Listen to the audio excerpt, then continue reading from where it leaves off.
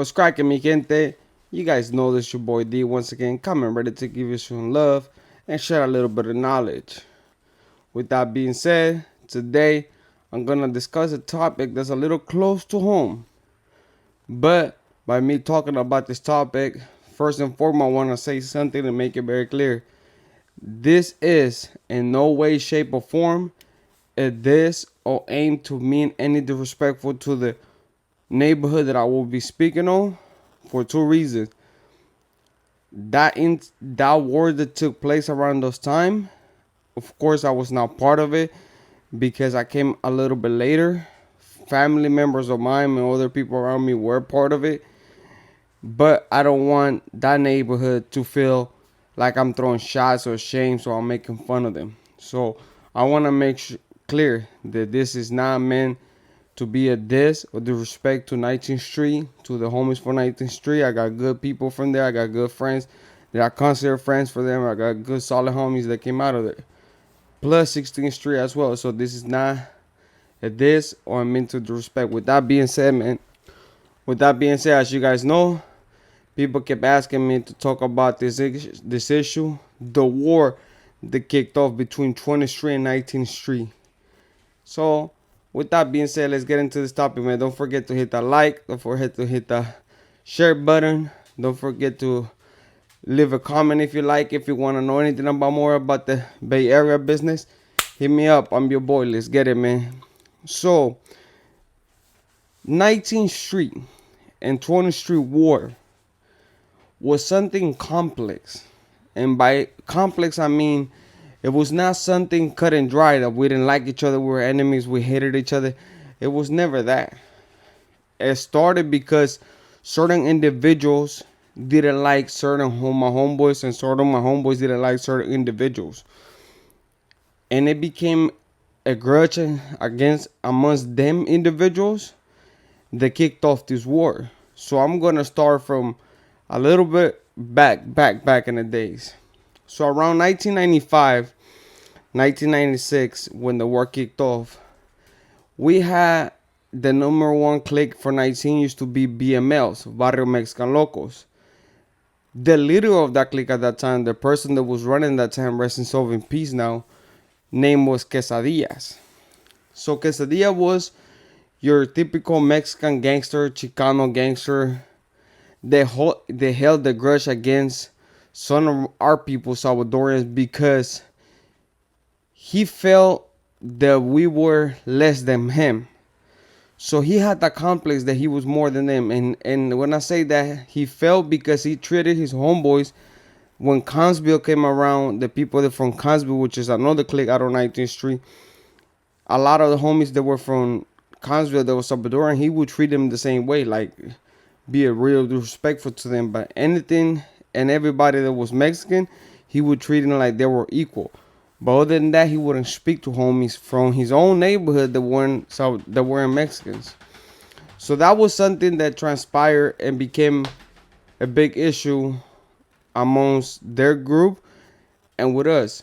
So see, you gotta remember back in the days, 20 and 19, we used to get money together. 20th Street used to be the money spot. Back then we used to sell, the homies used to get it on, sell dope, do all that good stuff. But as well, when things used to go on, they have a bar over there in Rocapulco back in the days. They used to go at it, and El Toro back in the Silver Street. So they used to go out there and party together, drink together, because we weren't enemies. We were two southern groups, as you can claim as southerners under the umbrella, beefing with northerners. So we were not enemies. We were cool with a lot of them, right? So as you guys were aware, we never had an issue with them. But Quesadilla always used to have an issue with two of my homeboys that were personalized. My homie Rudy and my homie Big Trucho. See, mind you, Rudy used to be an old sergeant from the government when the war broke off in El Salvador. He was a sergeant at arms. So his hand-to-hand combat was a little vicious. Now, Trucho used to be a guerrilla warfare, a guerrillero. So he was known for his hands as well. Trucho was known for his hands. So Quesadilla used to have a habit of picking on a lot of my homeboys and throwing ones with them. And homeboys were not trying to fade down, but Quesadilla was vicious at his end too. He had hands. So he used to bully the homies, to ask them for ones and beat their asses and send them their way. And he started growing that confident that he could do it to any of my homeboys. Well, he did that once upon a time with Rudy. He called Rudy out. Rudy was a big boy. So he called Rudy out and told Rudy, fool, I want to fade with you, fool. Rudy told him straight up, look, we both had a couple beers already in the system. I don't think you want to go down that road with me. Quesadilla took it like he thought he was less than a man to fight him. Or that he was trying to say like he couldn't fight and he couldn't beat him. What he was actually trying to say was that I don't think a winner is gonna come out of this but a grudge because we both are drunk. If I lose, I'm gonna feel some type of way, and if you lose, you're gonna feel some type of way. So of course, it's obviously. Well, Quesadilla didn't want to take the hint. He was like, nah, fuck that. Let's get it in. Let's get it in. And eventually came down. They got to San Carlos Alley. They started getting down. Quesadilla first got the best of the homie Rudy. And then Rudy basically snapped when he saw that he was kind of losing the fight. So training kicked in for him. Like I said, he used to be a sergeant. He was training these comebacks. His training kicked in, so he started putting hands on Quesadilla. He dropped him a couple of times. But he never kicked him because that used to be a rule. When homies and homie fight, we don't kick homies when they're in the ground. So he never kicked him. Well, Quesadilla trying to body slam him when he dropped him, he tried to kick them. So the homie Trucho jumped in, like pushed him off, like, bro, we don't do no kicking. He just dropped you twice, and now once he tried to kick you. Well, at that time, there used to be an individual for 19 named Hammer, and Pelon, they used to always be with Quesadilla. So Pelon kind of jumped the gun and was like, he was like, if you put hands on my homie again, fool, we're gonna light you up. Well, Trucho didn't like that threat. He told him, well, we could get down, fool. I don't give a fuck. So he got down with Pelon, put hands on Pelon. Trucho put hands on Pelon. Quesadilla didn't like it. So now he had an issue with those two individuals. Every time he would see them, they would get down. That's how bad it was. Pride got in the middle of it, and it was bad.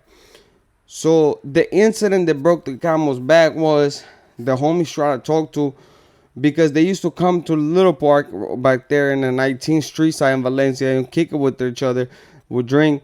But the homeboys at that time, Tigre, Power, and a couple of the homeboys, Malverde, told them fools, hey, homie, you guys shouldn't be kicking it with these fools no more. Not because we dislike them, but because of what had transpired. Every time you guys kick it and you guys get drunk, you guys end up fighting. I don't want this to become a big issue. They didn't want to listen. The homeboys were like, bro, it's not a big deal. We don't have a problem with him, but he seems to have a problem with us, and we're not going to stop drinking right here in the neighborhood just because he comes. Well, one day, they were over there at Toro, and the homeboys were there with a bunch of paisas that they know, paisanos that they knew. They're drinking.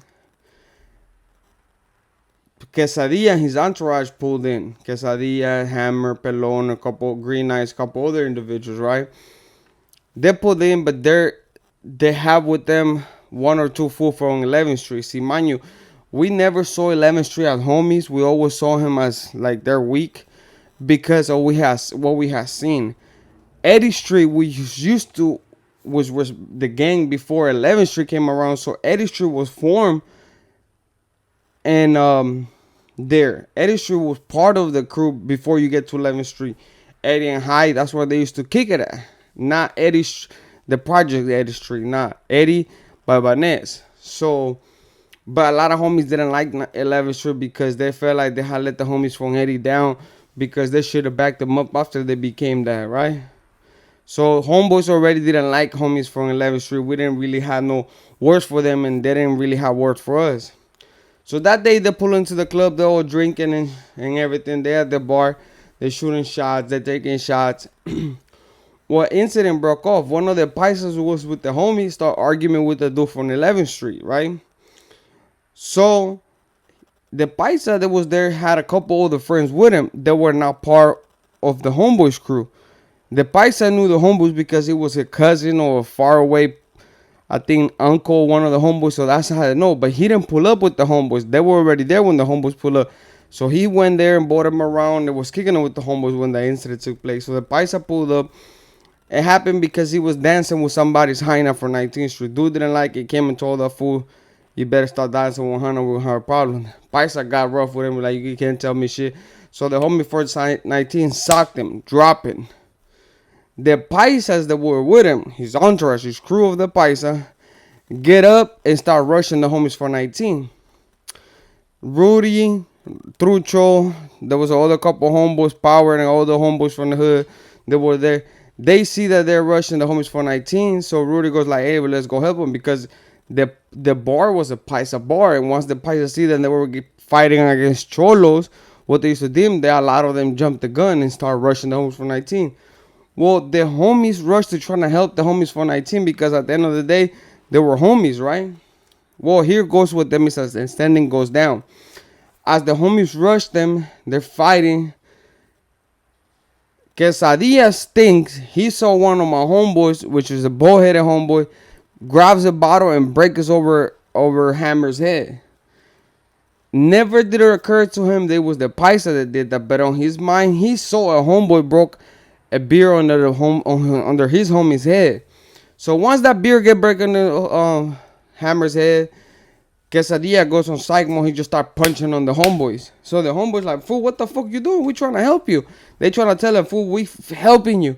He's not listening, so he's socking the homies up. He's going back and forward, socking the homies up. Rudy jumps in and put him down. I'm not saying Rudy was a black belt. I'm not saying that. But I seen him fight. I know the way he used to get down. And I see Sono Quesadilla's old videos too. And I used to remember when I used to come around when I was really young. I used to see him fight. Dude had hands. They were big boys too. 280, almost 300 pounds. They had knockers, man. Believe me, them two weren't no joke. So they lock in.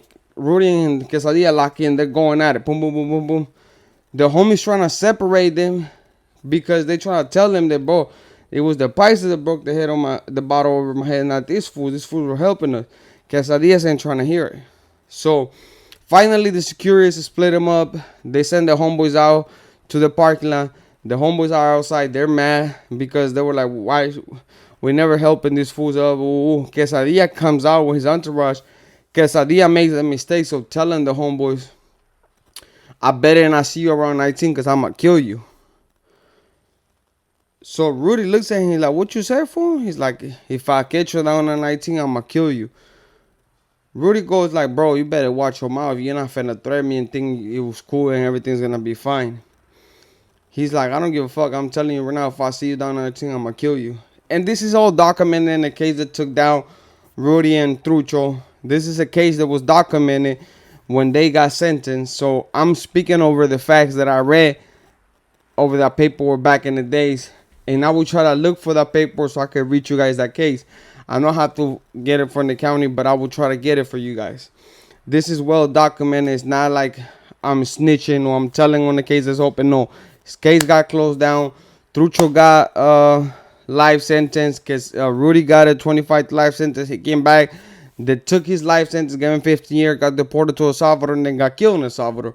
Trucho still doing there because I will tell you why. He shouldn't have never got life. He could have got just done 15 years to 10 years, but being a dummy he is and the hardhead he is, and that's my homeboy and everything, but he could have took the deal and never had a day. Instead, he went to the box, lost, and got life sentence. Well, after that threat is made, Rudy tells the homeboys, I'm not finna let this fool threaten me. If I see this fool anywhere near our hood, I'm blasting him. Well, Trucho hears this. Trucho's the type of dude that he cannot hear about getting something done because he's like, let's go. I don't want to talk about it. Let's get it going. So that's what transpired. So the next day they're drinking. They catch up. The same night, they come down to 19. Trucho and Quesadilla are driving down the street because you got to walk down to Valencia. So they're coming down to Valencia. One is driving, going towards Valencia. The other is driving down Valencia, going towards Cat in 19. They lock eyes. They see each other at the light. Quesadilla start fidgeting to trying to pull something out of their thing. He got Spelon Hammer in the back seat. One of them is asleep. He's knocked out because he was drunk. So Trucho sees this. Rudy gets up. Mind you, they said in the case that Rudy had a 9mm, but the pistol that killed Quesadilla was a .357. Oh, no, Rudy had a 357. The pistol that killed Quesadilla was a 9mm, somehow like that.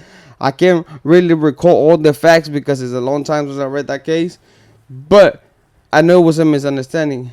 Quesadillas gets out of the car and walks towards Rudy. Rudy never fires that shot. Rudy never fires that shot. But somebody in the car that got out the car where Rudy did. Somebody inside that vehicle where Rudy was at, which was 3 more homeboys, got out the car and fired that fatal shot that killed Quesadilla. Quesadilla get killed, the homeboys skid off. The police comes there. When the police got there to the car, Hammer was still sleeping in the back. He was so knocked out. The police literally knocked on him and woke him up and got him a statement. He gives a statement because he later got demon right. He gives a statement saying we just got into a fight with the fools for 19. I think the one that shot it was Rudy. Hammer gives the statement saying that I think the person I saw who shot my homeboy was Rudy from 20th Street. He gives the statement. Police put together a couple things. Pelon at that moment doesn't give a statement, but then end up giving a statement at the police station. These two people are damn no good. And anybody from 19 knows that. They give a statement saying that Rudy from 20th Street is the one that killed him. So they put out a warrant for Rudy. Rudy get arrested 2 weeks later. He gets arrested 2 weeks later for the murder of Quesadilla. Get charged for it. He started fighting the case. While he was there, the other older homie for 19 from BMLs that was there was a homie named Indio. Now, Indio was well known in the system back then, before he became Christian, before he hung the glove, because he was on his way to becoming carnal from the Frisco district, so it was a big thing. Well, they trying to figure out how come all of this is happening, right? When Rudy landed in the county, there's a couple homies for 19, they already were, they won't let Rudy come into the tank, so Rudy got to get off. Rudy's telling Indio when he goes to the hole, bro, I never shot your homeboy. It wasn't me. Rudy's asking him then who was it, so we can at least figure. He's like, I can't tell you. I know I didn't shoot that fool.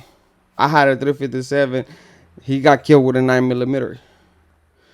Well, Indio doesn't buy it. Well, the point is, Rudy got green lighted by 19. He couldn't program with the homies, but he never checked in. He kept on pushing. Goes to trial, gets a life sentence, 15 to life. Goes away. The war now is in full blast. So we start going back and forward between 19 and 16. And I say this with all respect that they're both neighborhoods as well. 20th Street, MS 20th Street, didn't lose not one soldado to the war. We didn't lose not one homeboy to the war. And that's a fact. Newspapers and everything can prove it. That's a fact. Some people might get mad at what I'm saying, but it's the fact. It's true. We didn't lose not one homeboy to that war. Now, then a couple weeks later after the war kicked off, there's another shootout between Green Knights for 19 and my homeboy Big Sapo from 20th Street. They start shooting at each other. They both get clipped. Sapo gets taken down to the police station. Green Knights get taken down to the police station. They both tell on each other. They both telling he shot me, I shot. He shot me, I shot him. He shot me, I shot. They both tell on each other because there was paperwork. Both neighborhoods agreed when they got to the county that since they both told on each other. They didn't tell nobody on each other that they were basically going to be placed in disregard. But 19 didn't want to deem Green Knights. That was the whole problem that keep coming up. 19s didn't want to deem Green Knights as a rat, but was pushing for 20th Street and the homeboys that were in the county at the time for MS to deem Big Sapo as a snitch. So India, who had the county at the time for 19, and the homie McFly and Tigre that had the county for MS at that time, said, nah, we're not doing that. You guys dim him, we dim our guy. Because we boop up. We beat the shit out of Big Sapo for that statement. Well, they decide not to dim it, so we're like, we're not going to keep punishing our homeboy when these fools don't want to do nothing. So they come to a certain agreement that it was going to get buried And when they both to the prisons, that paper was never gonna be brought up. Meanwhile, these two go to prison. Green Eyes and Big Sapo go to prison. While they land in San Quentin, Green Eyes trying to backstab Big Sapo and pull out the paper and told him that was a rat. Well, when Sapo hears about it, he does the same thing. He pulls out the paperwork, so they're both trying to dim each other. The homie that had the San Quentin at that time was a homie from RST, and we're like, you fools are beefing with you varios right now, so it seems like you guys got a more personal thing, so just pick up a piece and go at it with each other. Well, there was homies from LA at that time there. They had landed in San Quentin. They were in our county. They landed there on a turnaround, basically in a parole violation. Our homeboys decided we're not gonna look weak. We're gonna move on the homeboy. So they move on Big Sapo, hit him a couple of times, sent him to the hole. 19 decides not to move on Green Eyes, and they had a few of them. 19 decided not to move on them fools, so the household moves on Green Eyes and get them off the yard. Because of that, the homies for 19, they were there, Caballo, a couple of the Fetty, a couple other things, Big Pee-wee. They reach out to the street, say, hey, these fools trying to backdoor the homie, keep that war going, don't stop. They trying to kill Power, and one time, Power was standing right there in 20th Street. They pulled up to him, shot off like 4 or 5 times, that didn't hit him. Well, the homeboys, mind you, 19th Street at that time was like 200, 300 soldiers deep. 20th Street at that time probably was like maybe 20 to 30 deep soldados. And out of 20, 30, maybe a good 15, 16 of them were really with the business, shooters. So they outnumber us like a motherfucker. Then 19 gets involved behind the homies going down, trying to catch one of the fools for 19. End up shooting Vampiro from 16. He's now gone. So they end up killing Vampiro from 16. Now 16 jumps in a war. And 16 was already jumping sign a war anyways, because 16th Street got made by people from 19. Well, not people from 19, but 17. When 17 used to be. Because the first barrio that came out of, Sureño barrio that came out of first was 17th Street. Big Gallo, Big Topo, Big Chino, all of them fools were fans of 17th Street. They came out. Big Gallo was family of Gallo from 16 now. That was his uncle, Michael, the one that's fighting the case. So they established 16 BLs, and they want to establish Consville, the other people. But a lot of them fools from 17 still will bang 17. I run across Big Chino from 17. I run across Pato from 17. I run across from Topo from 17. Maya from 17. There was a few of those that still bang 17 to this day, because they never decided to join, because when they went to prison, a lot of them fools ranked it. A lot of the older dudes for 17 ranked it. And this is a fact that homies for 19 and 16 can tell you. A lot of them fools became paisas, became border brothers.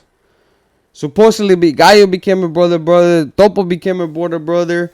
Little Chino became a border brother. There was a few factors from 17 that went in there, couldn't handle the pressure of the SUR program. So they turned to the Paisa movement, became border brothers. But when they got back home, they were banging their neighborhood. So you got to understand, Frisco's always been a city that wasn't politicking enough. There wasn't like LA. People had senores in charge that you come home from prison, you got to connect it. The homeboys wasn't like that. Especially MS. We didn't really politic in Frisco like that. 19th Street either. We were just gangbanging. It was pure gangbanging for us. It was nothing to do with politics. So the war kicking off. 16 trying to kill the homies. Now 19. And like I said, they outnumber us. A lot of them. And we had a lot of homeboys at the time, had friends that were going to high school, middle school from. Homies from 16 and 19. So when they would see each other, they would fight. And one of those good friends that I later became a good close friends with was the homie Trompo from 16, who ended up saving the life of him later on down the road. And I told you guys about the story.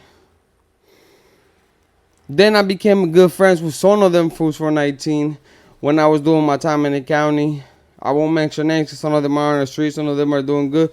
And then some of them became straight pure rats. Now when the indictment took place, like Caballo, RP, Big Mo, A lot of, but the problem here was a misunderstanding led this war to kick off where 19th Street lost two homies and 16th Street lost Vampiro, and they always held that grudge against 20th Street. And why the reason why I said they held that grudge against 20th Street, because when we got into with them when I was in the county, that things got brought up.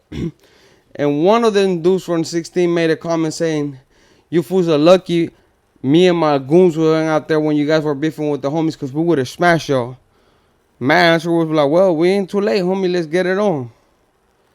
But it never transpired. That war continued to kick off for a couple years, from 1996 all of 2001, when Indio and Rudy, they came back to the county for an appeal, got back, and they were in Murder Max tanks, and they started talking about it.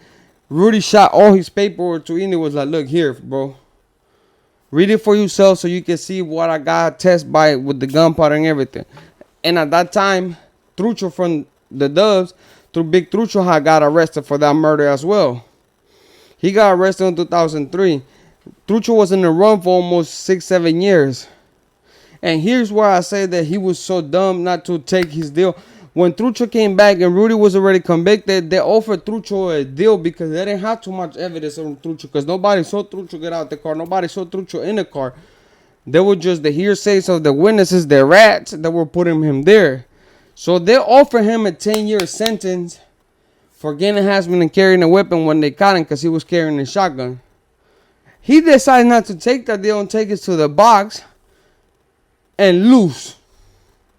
Boom, 25 to life. Gets to prison. I used to talk to him when he was over there in Pleasant Valley before the whole turnaround, before they flipped the whole yard.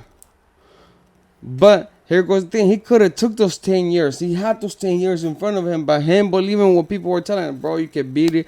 You have this, you have that." He let himself wonder, his mind wonder, what if, and got himself a life sentence, which is now later on he regrets. That war kept going on between. Yeah, there was a lot of homeboys that got hurt. Some homeboy got shot in the arm. A homeboy got a dislocated knee by a bat.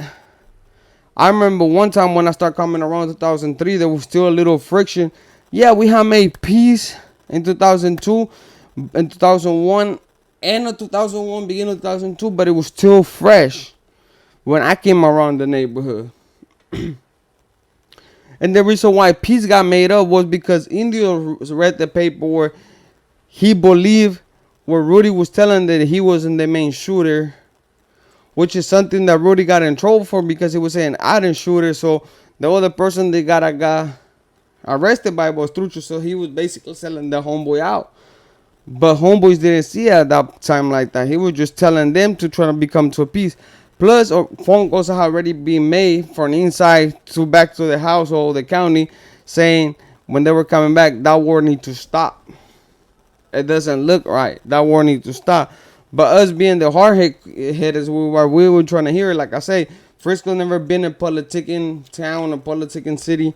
So we felt like, man, it is what it is. This is a barrio beef. They don't got nothing to do with it. But now I understand. When I went to prison, now I understand how it looks. Two southern barrios beefing while they had the northerners beefing. And we had a little bit more rough, because while beefing 119th 16th Street, we had 21st in Alabama at the time, which was deep, and 22nd and Bryan coming in trying to kill us as well. So when Malverde, Big Bago was killed in 2001, 19th Street didn't kill Big Bago. So they cannot claim that body, even though they were trying to claim it. They didn't. In 97, when Mamu got killed, it wasn't 19 that killed him either. It was the fool from San Rafael, 18th Street, that killed that fool. Because he was coming out on a hotel. He was drunk and they caught him sleeping. That was it. That's why MS made that rule. No homeboy is allowed to drink in the park at all. If you're too tipsy, well, you got to get off the park and go home. Because of what transpired with Mahmoud, one of our older homeboys. So now 2001 comes around. They're trying to make peace. Indio makes a call to the dudes that now had 19 and came up to an agreement like, "Hey, you guys got to stop it regardless, because if not, they're gonna start sending homies from the lake to trying to put a pressure in this. Mind you, yeah, we could have lost the war if we didn't get a little bit of help from the homies from Hollywood, from homies from Leawards, and homies from Normandy. And Normandy, we got the help because Power from Normandy, the homeboy Power from Normandy, was one of our founders. So when he called back to Normandy, it was like, hey, this was a kid trying to kill the homie. A lot of people came down. Blackie from Normandy, rest himself in peace. Big Tigre for Normandy. Tiburon for Normandy. Boxer for Normandy. Pitufo for Normandy. Camarón for Normandy. Before all the incident happened with Camarón and his brother Rebelde. Which is another story I will have for you guys. How two brothers became so high in power that one of them was trying to get the other killed. Behind politics. That's how worst politics works. So if you guys want to know about the story between Camarón and Rebelde for Normandy, leave it in the comments. I'll get back at you guys. Well, Indio and Rudy became to make an agreement. They made a peace in the county. They shot kites out to the county. No more fighting amongst the homies. Peace. So they pushed that agenda, and then how it was given was they needed a sale on Murder Max, so they needed to sell up to Southerners. So they agreed to sell up with each other. Indio went into Rudy's cell. Of course, Indio was thinking probably when they take the handcuff on me, this fool's gonna slide me. He got the upper hand. But Rudy gave him his palabra that nothing was gonna happen, that he could come in. And nothing did happen. They went in there, they fixed their issues, and they shot guys back to the house. At that time, Rudy was a well-respected homeboy of ours, so we kind of listened to what he had to say.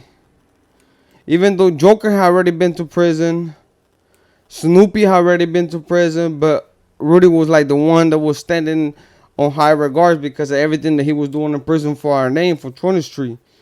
So when he asked us to call it quits because he was in the cell with the homie, that was it, there was no more beef. The homies in the county agreed to a ceasefire if they would do that on the streets. So word got back to the streets, and they were able to squash like two men's beef. They were able to talk. And that's when they came aware that fight that Quesadilla was blaming the homies for was never a fight that they intended to happen. See, that's what I tell you. Misunderstandings and misconception can do a lot of harms. They thought the homies had attacked them with paisas against 19. When all they were trying to do was help the homies for 19 against the paisas that were throwing bottles and belts and all type of stuff.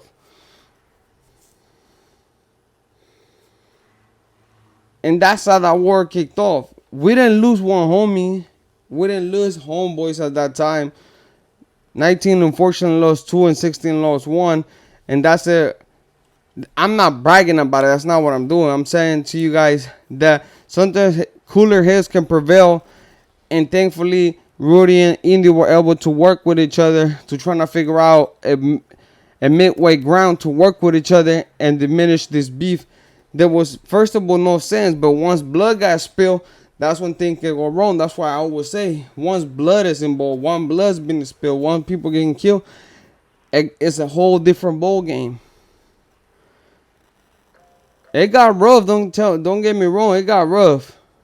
From 1996 to 2001, that war went on back and forward, and it was ugly because they would cross down the street, up the street, excuse me, and they would have us. We would cross down the street, they would have them, and we shared a park with them. From the 19th and Valencia park of a little park, what we call Little Park, and 20th and Valencia, it was literally both streets. But since they had came down, that's when the division of the parks came around. They took over Dolores. They got Dolores, and we kept Little Park. Because Little Park for us was where we were used to hang in, where 20th Street actually give birth to and everything. Little Park, because like the first generation 20th Street, a lot of the homies used to be parqueros because they used to kick it at the park, so they were parqueros. The second generation were more in the streets, 20th Street and Mission, so they were misioneros. But we were also part of the parquero generation because we used to go and be in the park a lot. And I say us because I was part of the second generation wave that came around. That war between 19th Street taught us a lot of stuff.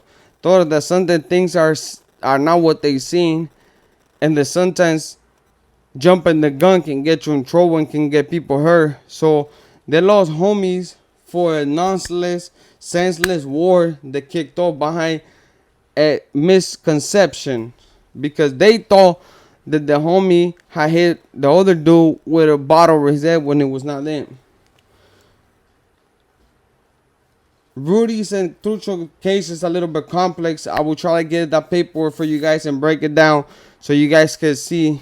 There was not norteños that killed Quesadilla, as the other podcast or other YouTuber content creator has said. I think the dude's name is War Story or Swamp Stories or something like that. He made a scene about the first Cold War, and he put the murder of Quesadilla towards the norteños. The norteños didn't have nothing to do with that. But I hope you guys like this video. I hope you guys understand. If you guys want to know more about 11 string, 80 string, all those concepts, keep on watching, man. I'll drop the video about the war that we started with 22nd and Bryan, which was the norteños neighborhood that gave us the hardest, the blues, and go from there, man. With that being said, don't forget to hit the like button. Don't forget to subscribe if you haven't. Don't forget to share with your family member, and let's get the channel going, man. Thank you, guys. Be kind to one another. Tell your loved ones you love them, because tomorrow is never promised. Let's get it, mi gente.